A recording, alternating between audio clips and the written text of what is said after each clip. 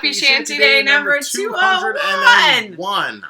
Oh, I'm Scott. I'm Sagan. And we're siblings. And we sing spooky sea shanties and spooky sea shanty adjacent music.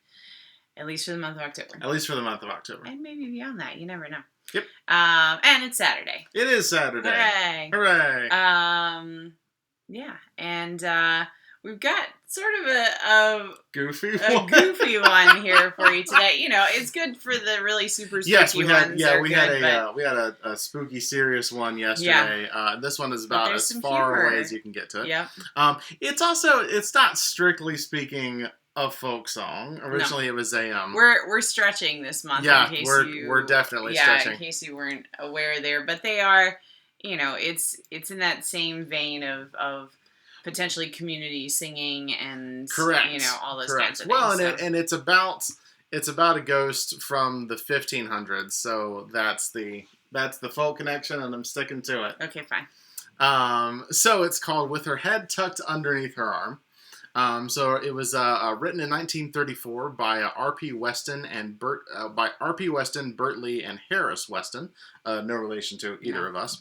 And it tells first name is not Harris. That's also correct. And it tells the story of how the ghost of Anne Boleyn haunts the Tower of London, seeking revenge on Henry VIII for having her beheaded. Now it is rumored, superstitioned, that the ghost of Anne Boleyn does haunt the Tower of London, also sometimes called... We didn't see her when we were there. That's true. But I doubt were we there at the midnight hour, though? No, we were not. And I doubt that she would appear on command anyway. She seemed to have a pretty... Probably not. Yeah, strong will anyway. So.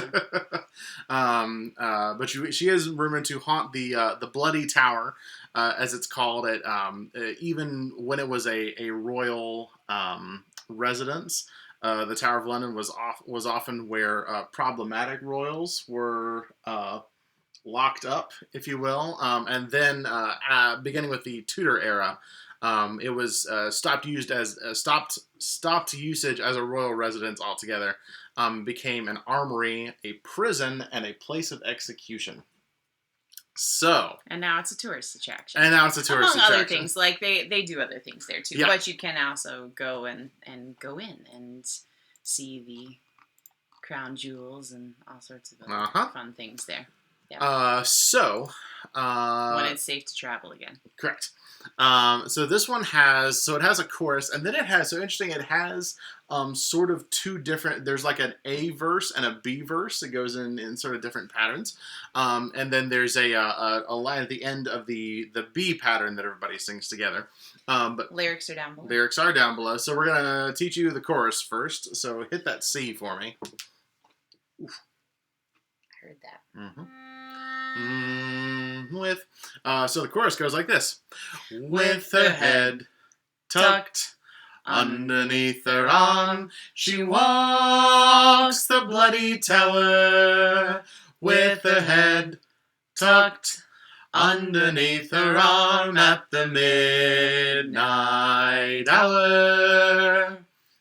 Sounds like something off of Scooby-Doo. It is very much so, and it's, you know, it's kind of a funny visual there too of her just sort of wandering around with her head in it, you know. Yep. And I would imagine probably giving Henry what for. Yes, from her and indeed, this song goes into detail on what she gets up to as she's walking the tower.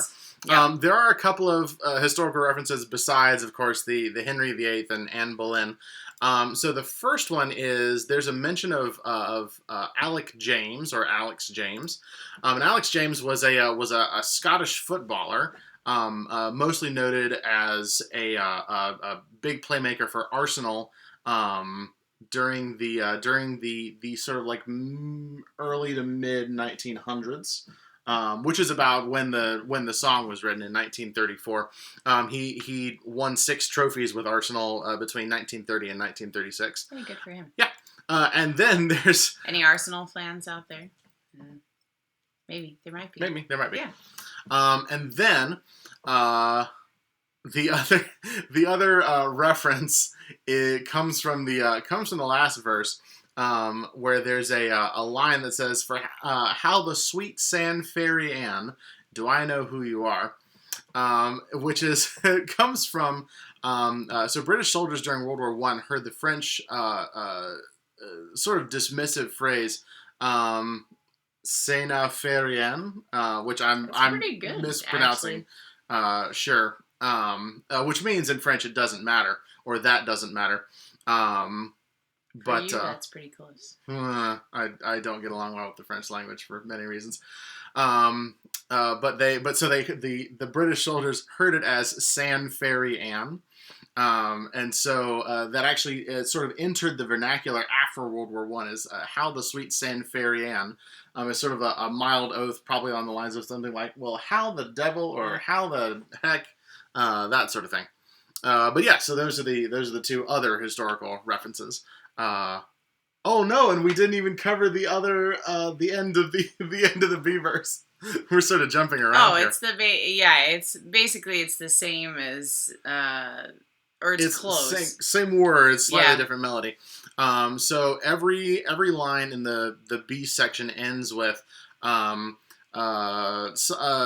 head tucked underneath her arm, and its head tucked under instead of that's head tucked on. It's goes straight across for the choruses, and then it goes up into the verse. But yeah, it'll make sense in context. It will make sense in context. I promise.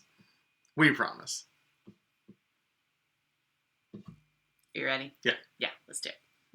Can you give me the C again? Yes. Just to make sure. It's right at the bottom of your range, so I don't want to pull it any lower. In the Tower of London lodges life. The ghost of Anne Boleyn walks, they declare. Poor Anne Boleyn was once King Henry's wife, until he made the headsman bob her hair. Ah, yes, he did her wrong long years ago, and she comes up at night to tell him so. With her head tucked underneath her arm, she walks the bloody tower.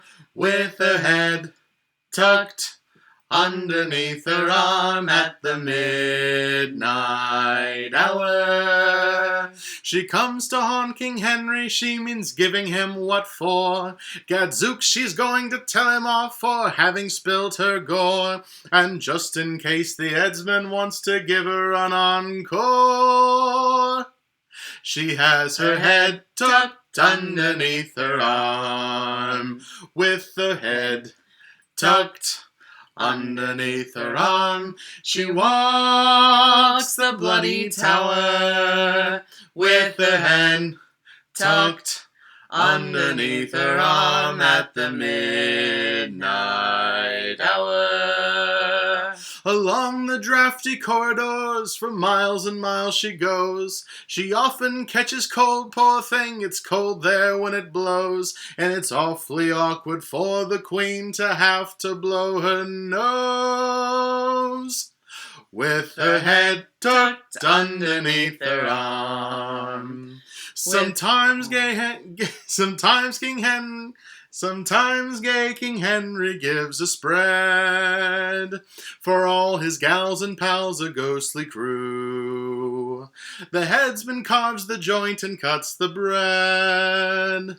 Then in comes Anne Boleyn, well, how do you do? She holds her head up with a wild war whoop, and Henry cries, don't drop it in the soup.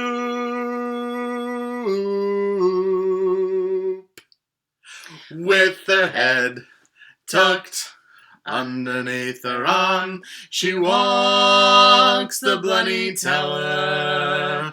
With her head tucked underneath her arm at the midnight hour. The sentry think that it's a football that she carries in, and when they've had a few, they shout, is Arsenal going to win? They think it's Alex James instead of poor old Anne Boleyn. With her head tucked underneath her arm.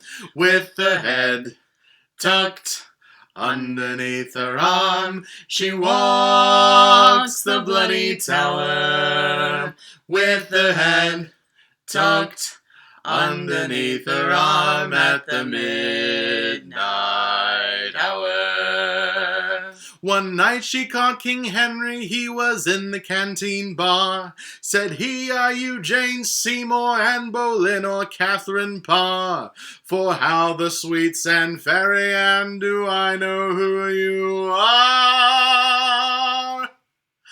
With your head tucked underneath your arm."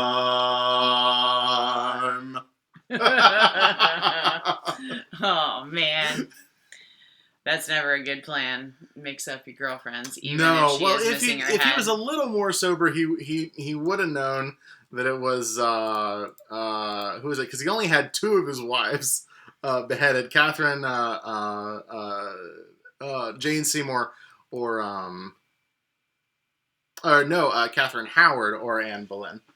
But I suppose even ghosts can get a little soused. I suppose. You think the drink goes right through them? Oh no! Yep, knew that was coming. It's like the joke about the skeleton that walks into a bar. Yeah, what happens? He asks for a drink and a mop. Sorry, I'm not sorry.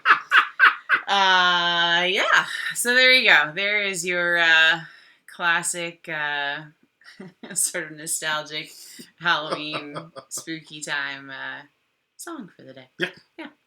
I don't know. That's all I got. That's about it. All right. Be safe. We love you. And we'll see you again tomorrow. Bye.